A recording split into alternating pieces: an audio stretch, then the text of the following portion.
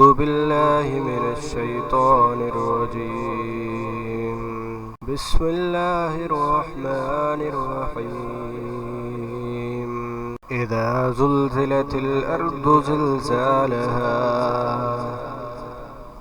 وأخرجت الأرض أثقالها وقال الإنسان ما لها يومئذ تحدث أخبارها بأن ربك أوحى لها يومئذ يصدر الناس أشتاتا ليروا أعمالهم ومن يعمل مثقال ذرة خيرا يره ومن يعمل مثقال ذرة شرا